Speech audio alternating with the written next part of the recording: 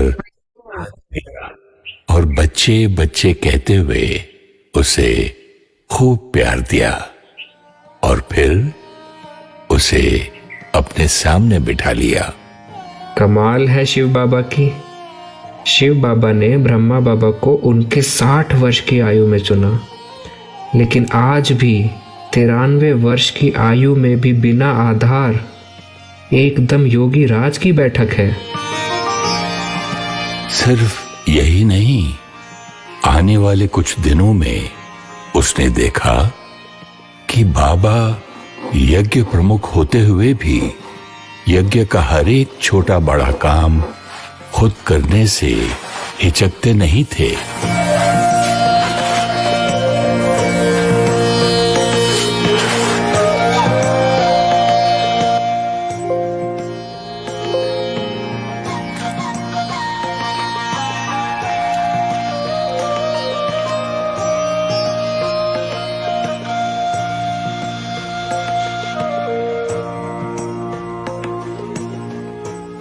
उन दिनों में बाबा बिल्कुल स्वीट साइलेंस में शिव बाबा की याद में खो जाया करते थे, इतना कि उन्हें आसपास होने वाला शोर या आवाज का कोई भान नहीं होता था।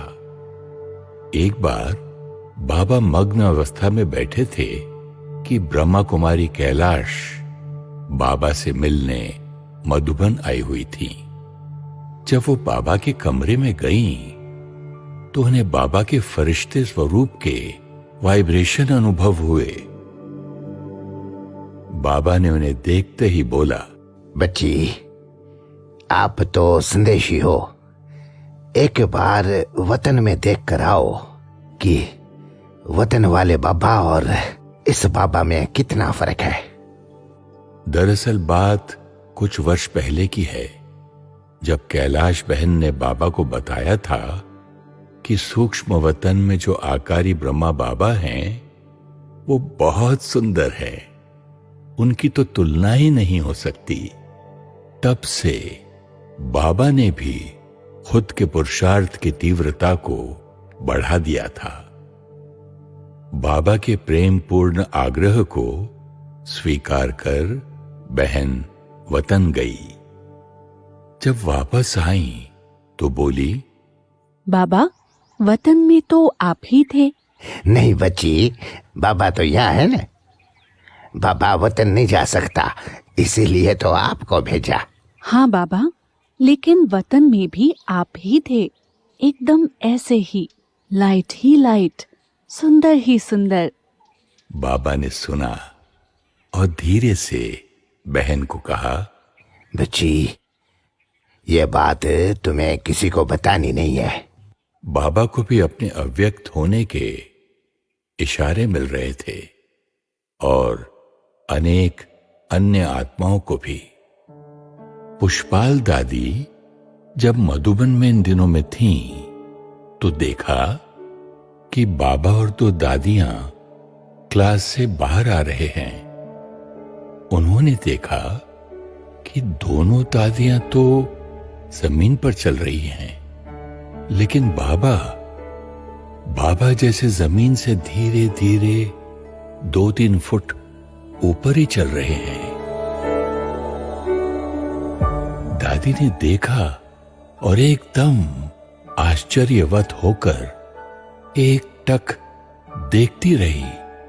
उनको लगा जैसे बाबा फरिश्ते के समान उड़ते जा रहे हैं। कुछ देर बाद वो दौड़ कर गई और बाबा को पकड़कर कहने लगी, बाबा, अब मत जाओ, यहीं रहो ना। हाँ बच्ची, बाबा तो यहाँ ही है, आपके पास है बच्ची।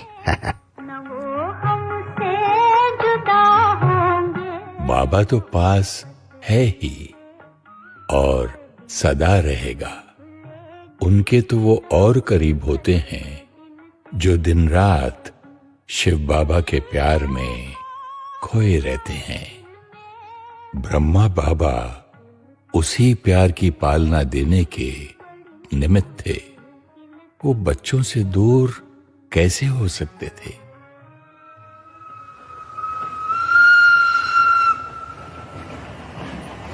ये अनुभव लगभग बाबा के अव्यक्त होने से 1 हफ्ते पहले का है। दिल्ली से जगदीश भाई, जिन्हें प्यार और सम्मान से बाबा भी भाई साहब कहते थे, बाबा से मिलने आए थे। कोई बात उनके दिल में थी जो कोई नहीं जानता था, मैं जानता था। बाबा, कब पहुंचूंगा आपके पास? कि बाबा का साथ उनके ऊपर मां की स्नेह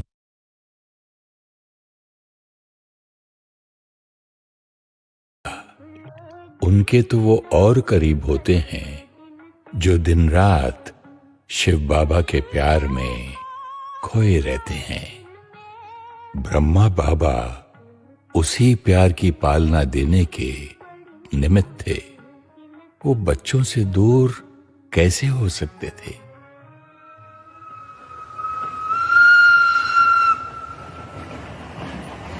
ये अनुभव लगभग बाबा के अव्यक्त होने से 1 हफ्ते पहले का है। दिल्ली से जगदीश भाई, जिन्हें प्यार और सम्मान से बाबा भी भाई साहब कहते थे, बाबा से मिलने आए थे। कोई बात उनके दिल में थी जो कोई नहीं जानता था, मैं जानता था। बाबा, कब पहुंचूंगा आपके पास? बस अब नहीं रहा जाता। न जाने क्यों मन बार बार कह रहा है कि बस अब और आपसे दूर नहीं रह सकता।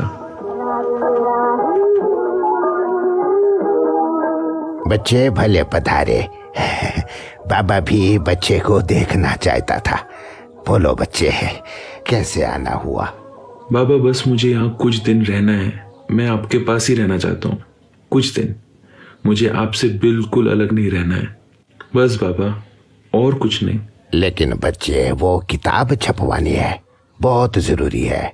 आप आज रहो, लेकिन कल ही जाकर उस किताब को छपवाओ। जी बाबा, सेवा तो जरूर होगी, लेकिन मन अजीब सा महसूस कर रहा है। बच्चे, बाबा चाहते हैं आप उस सेवा को करो। लेकिन बाबा, मन शिव बाबा में लगा रहे तो मन कभी परेशान नहीं होगा।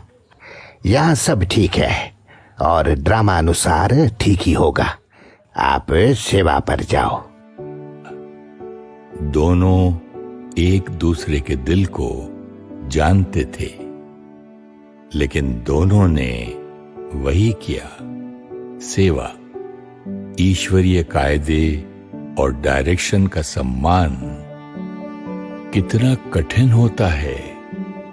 कर्तव्य और मर्यादा को निभाने के लिए अपनी भावनाओं को समेट लेना।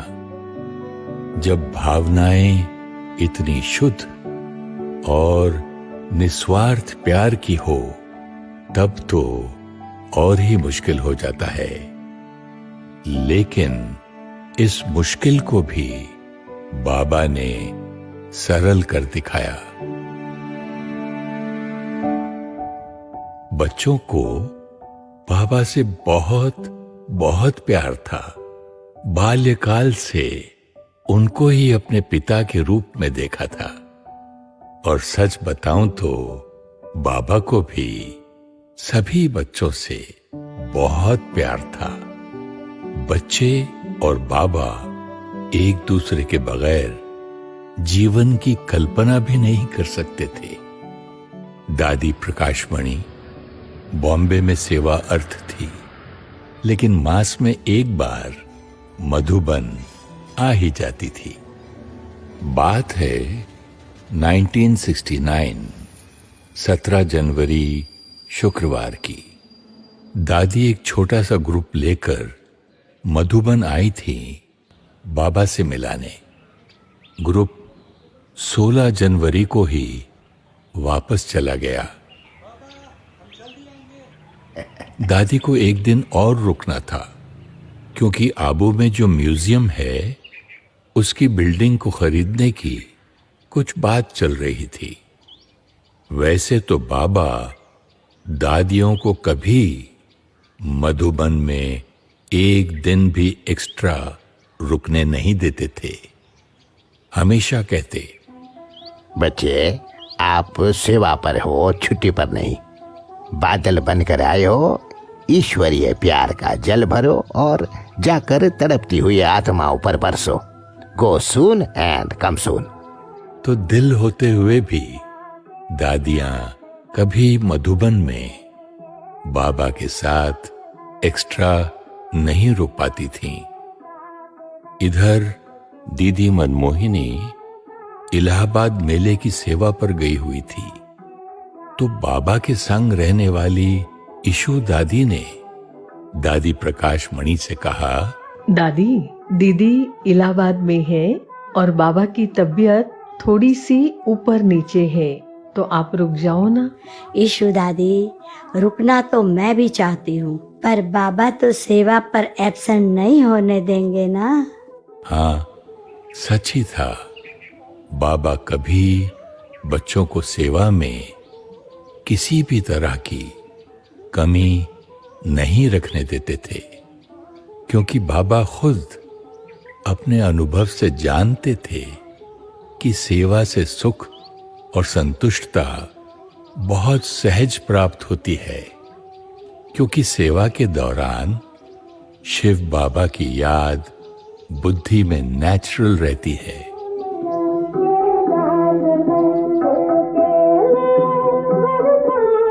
17 जनवरी को दादी ने बाबा को बताया कि आबू म्यूजियम का जो मकान आपको पसंद आया था, वह मकान मालिक भाई हमें मकान देने को राजी हो गया है, तो इसकी लिखा पढ़ी जल्दी कर लेंगे। बच्ची, जल्द नहीं, कल ही करना है। अभी नहीं तो कभी नहीं। जी बाबा। दादी बॉम्बे वाले रमेश भाई को फोन करने जा ही रही थी कि बाबा ने बोला, बच्ची, बॉम्बे में कोई जरूरी सेवा है क्या? नहीं बाबा, ऐसा तो कुछ अर्जेंट नहीं है। बच्ची, आप रुक जाओ। अभी कुछ समय तो आपको इधर ही रहना है। ये शब्द सुनना तो हर कोई चाहता था, पर सेवा के कारण कभी सुना नहीं था।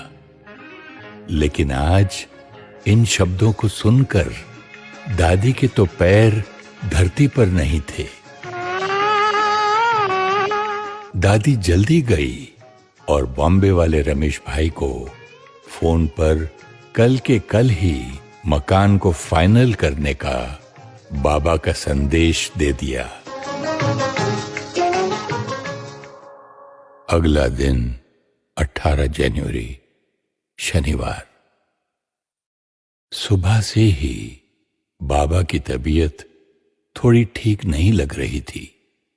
दादी जब बाबा के कमरे में गईं, तब देखा बाबा शिव बाबा की याद में बैठे हैं।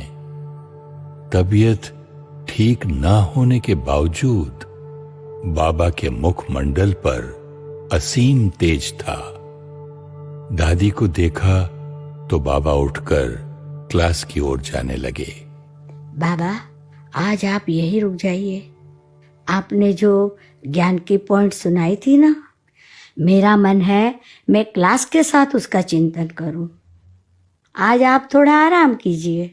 दादी को अंदर से मालूम था कि बाबा रुकने वाले नहीं, क्योंकि 1936 से लेकर अब तक बाबा ने एक दिन भी क्लास किसी भी कारण से मिस नहीं की थी।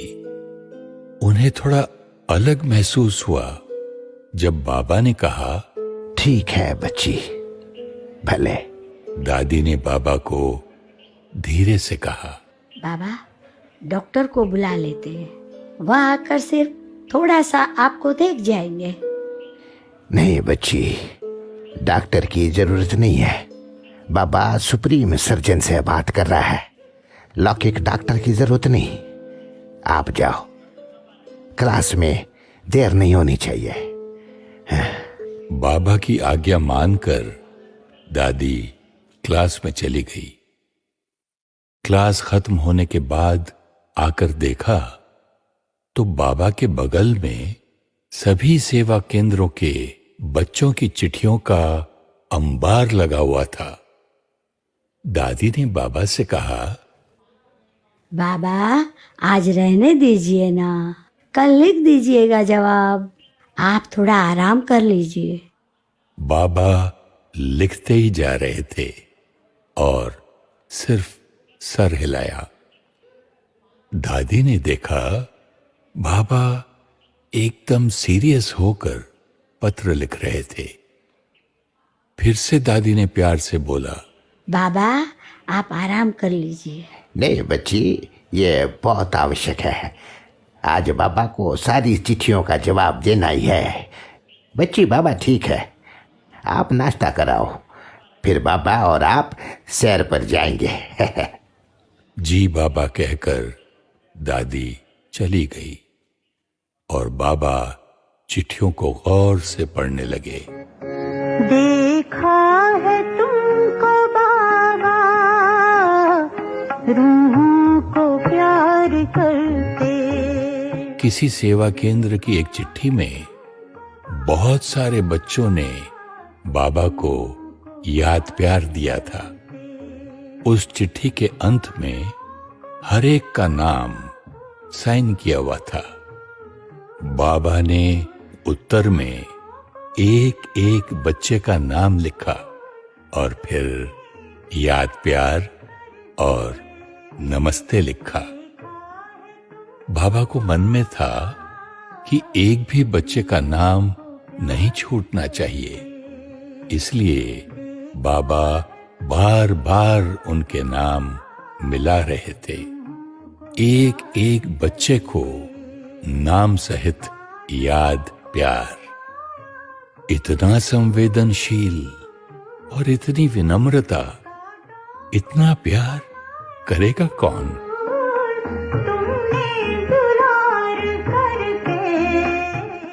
थोड़ी देर बाद दादी आईं तो बाबा ने दादी का हाथ पकड़ा और पांडव भवन के कोने कोने में ले जाकर दिखा रहे थे। वैसे तो दादी को चप्पा चप्पा मालूम था, लेकिन फिर भी बाबा सैर करा रहे थे और वो भी छोटी बच्ची की तरह इस अनुभव को सहज रही थी। ज्ञान का पंख लगाकर उड़ना सिखाते देखा। बच्ची बाबा यहाँ बच्चों के लिए कमरा बनाने चाहते हैं। यहाँ अच्छी सी नहानी होनी चाहिए। यहाँ छत डलवानी होगी। बारिश में बच्चों को भंडारे तक जाते हुए थोड़ा भीगना पड़ता है, तो छत डाल देंगे बच्ची। हाँ, यहाँ बाबा बच्चों के लिए बड़ा हाल बनाएंगे, जहाँ बैठकर सब बच्चे ज्ञान के सागर शिव बाबा की मुरली सुनेंगे। हाँ, देखो बच्चे, यहाँ दाल रखते हैं, यहाँ चावल रखते हैं। तबीयत के कारण बाबा भंडारे में करीब 3 दिन से नहीं गए थे। नहीं तो रोज बाबा भंडारे का चक्कर जरूर लगाते थे और हाथ भी बटाते थे। बाबा दादी को भंडारे का सब कुछ दिखा रहे थे। भोली दादी को पता चला बाबा भंडारे में आए तो वो तुरंत दौड़ कर आई और भावुक होकर बोली, बाबा आप भंडारे में 3 दिन बाद आए हैं, मैं आपसे मिल भी नहीं पाई बाबा। तभी बाबा ने भोली दादी का हाथ पकड़ा और लंबी दृष्टि दी और कहा, बच्ची आज जितना मिलना है बाबा से मिल लो, अपनी पूरी दिल से बाबा से मिल लो बच्ची। बाबा भी है, इधर ही बाबा से मिल लो। भोली बच्ची, वाह बच्ची।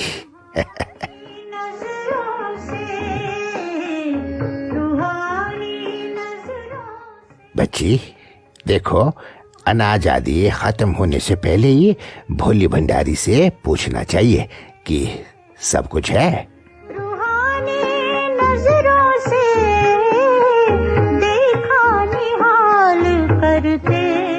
ऐसे बाबा दादी को हर बारीक से बारीक चीज दिखा रहे थे। क्यों?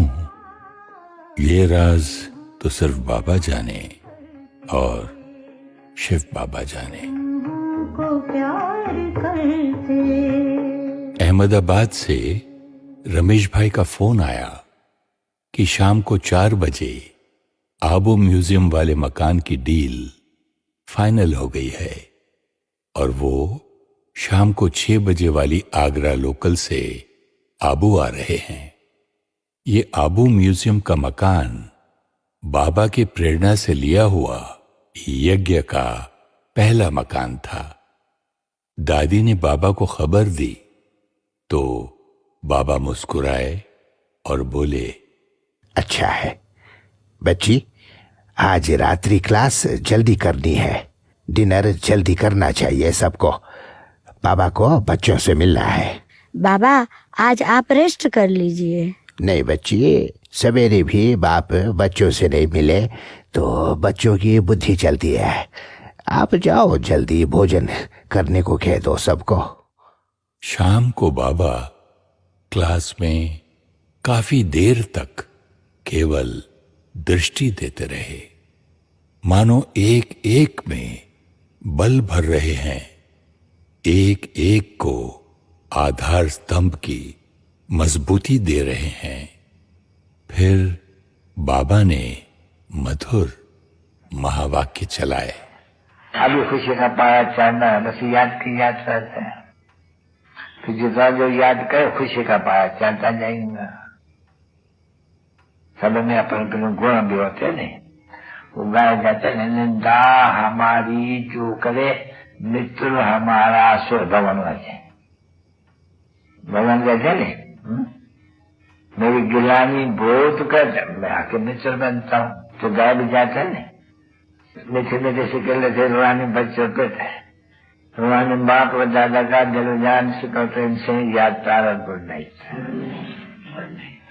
मीठे मीठे रूहानी बच्चों पे तो रूहानी बाप की नमस्ते। लोगों कितना निम्रता प्यार निरंकार बाप का होते हैं। अच्छा बाबा छुट्टी ले। रोज बाबा रात्रि क्लास के बाद गुड नाइट कहते थे। उस दिन बाबा ने कहा, अच्छा बच्चे, बाबा छुट्टी लेते हैं।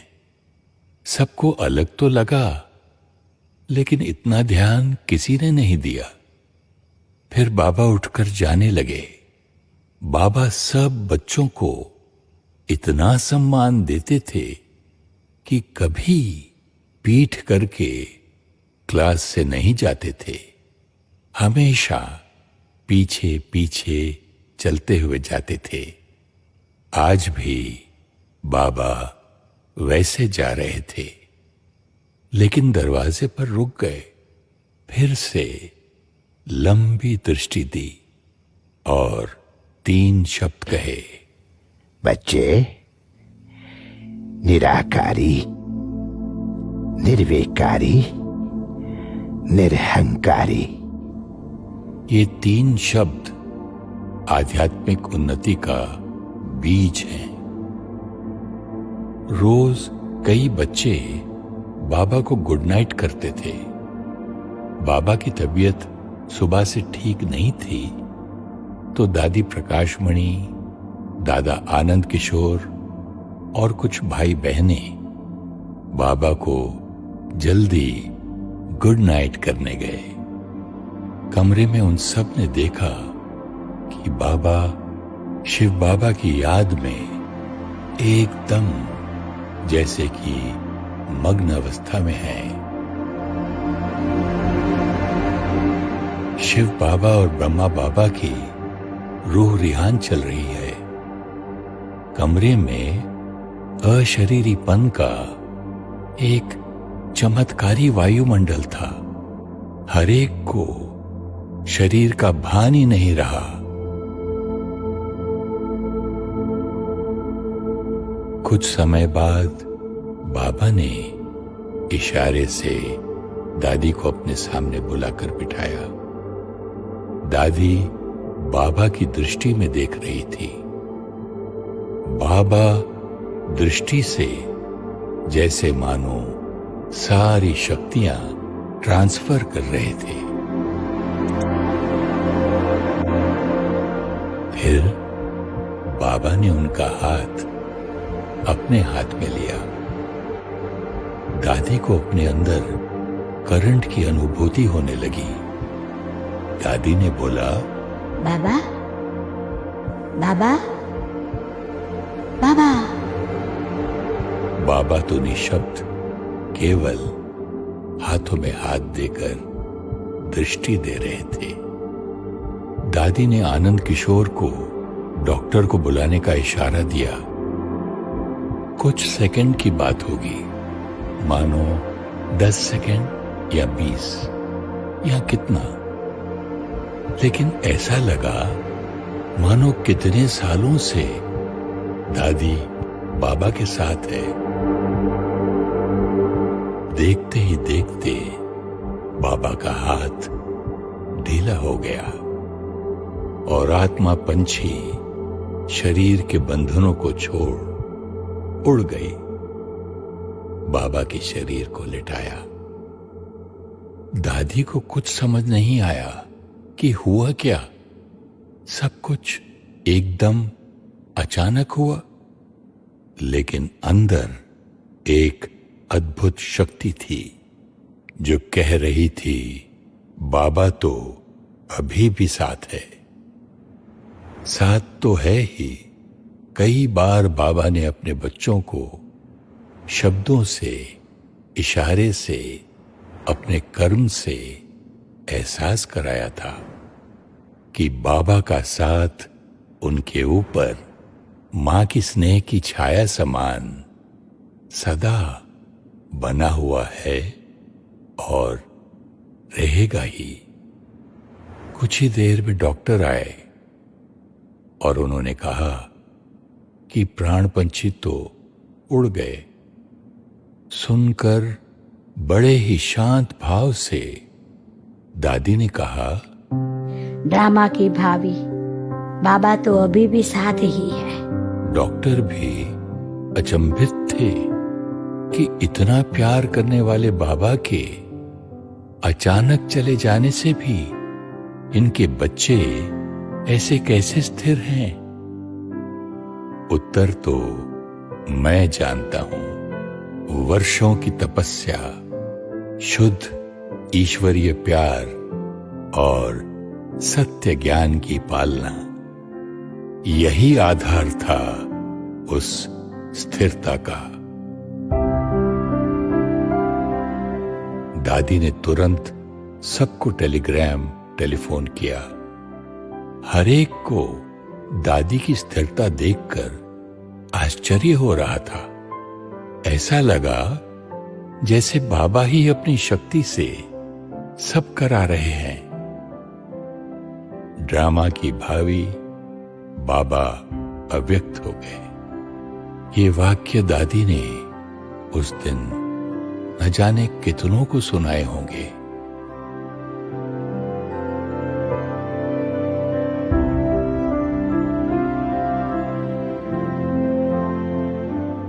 अपने प्राण प्यारे बाबा के अव्यक्त होने का समाचार न सुनने वाले के लिए न ही सुनाने वाले के लिए आसान होगा, लेकिन मैंने देखा कि फरिश्ता स्वरूप ब्रह्मा बाबा जैसे हर आत्मा को अब भी प्यार और शक्ति भर रहे थे। ना सिर्फ दादी, किंतु प्रत्येक ब्रह्मा कुमार कुमारी को मैंने बड़ा ही स्थिर और अचल देखा।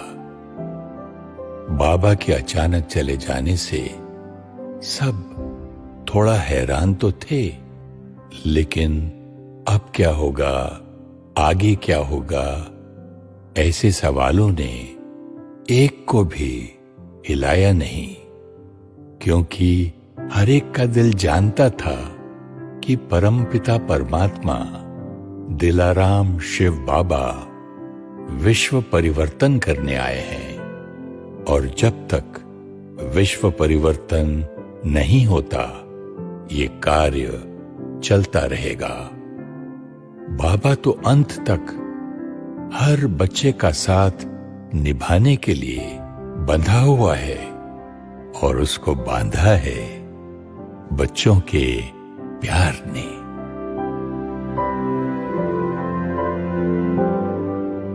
आज भी वो दिन मुझे नहीं भूलता। मैं जानता हूं विश्व कल्याण का महान कार्य शिव बाबा ही ब्रह्मा बाबा द्वारा बच्चों से करा रहे हैं। बच्चे तो केवल हाथ हैं।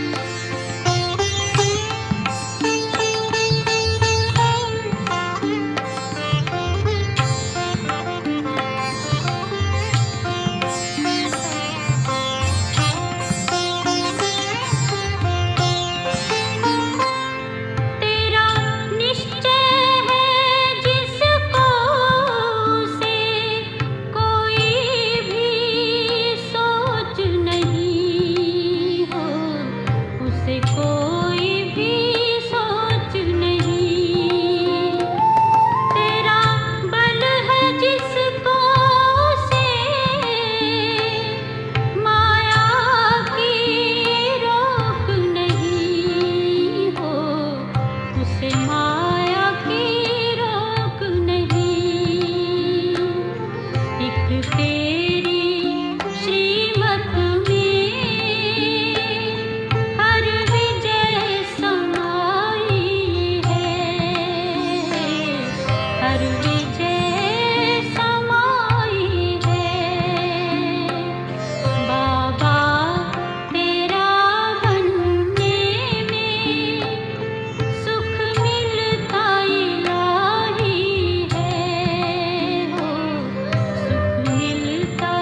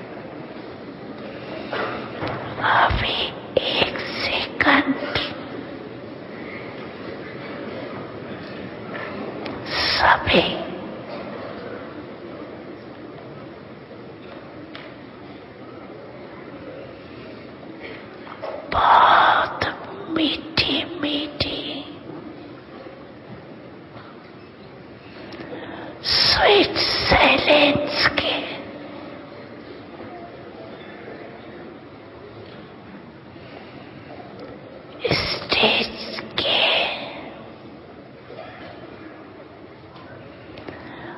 अनुभव में खो जाओ।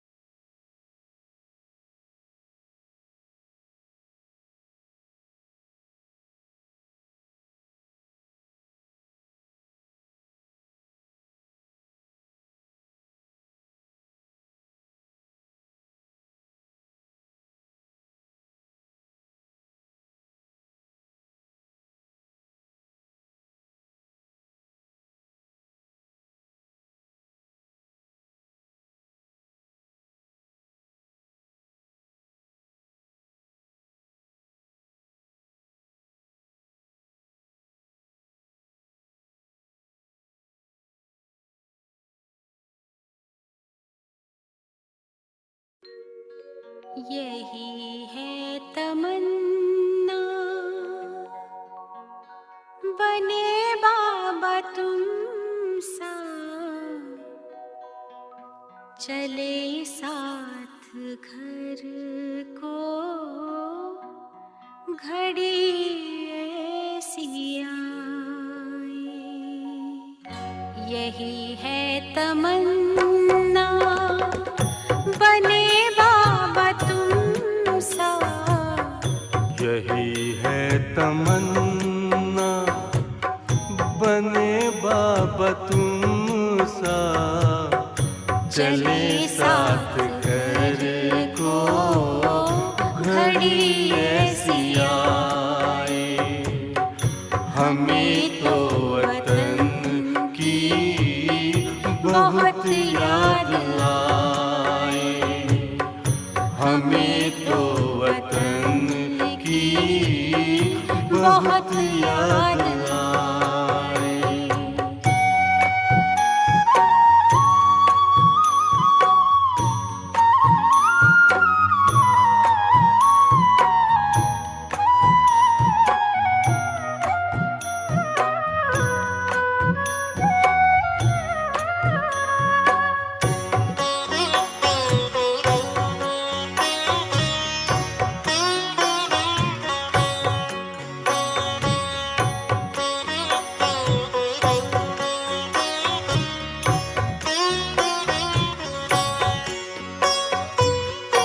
किस काम की है पुरानी ये दुनिया, बड़ी प्यारी है वो निराकारी दुनिया। विदेही बनेंगे प्रभु संग चलेंगे, परम शांति आनंद अनुभव करेंगे। देखो इशारों से कोई बुलाए, देखो इशारों से कोई बुलाए। हमें तो वतन की बहुत याद आएगी। हमें तो वतन की बहुत याद आए।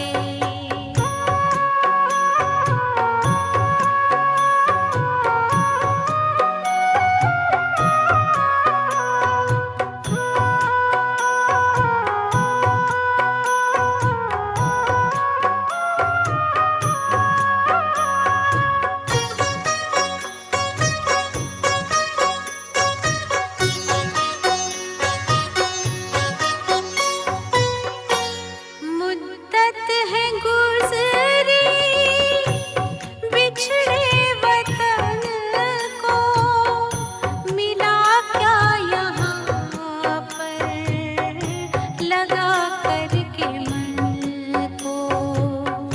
ये तुमने बताया हुआ खेल पूरा, जगत का ये नाटक रहा न अधूरा। यहाँ की नशे कोई अब जी को भाए, यहाँ की नशे कोई अब जी को भाए। हमें तो वतन की बहुत याद आए। हमें तो वतन की बहुत याद आए।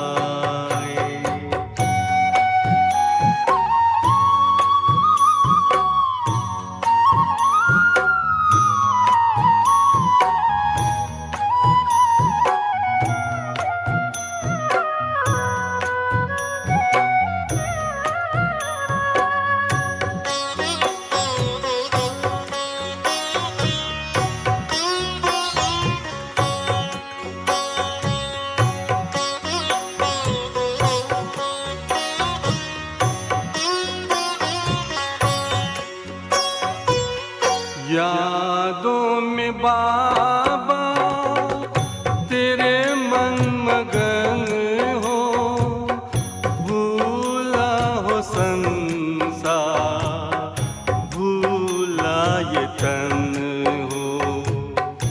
तभी पुष्प वर्षा हो, गूंजे बधाई, उड़ो प्राण मेरे, चलो ले विदाई। फरिश्तों की महफिल है, आंखें बिछाए, फरिश्तों की महफिल है, आंखें बिछाए। हमें तो वतन की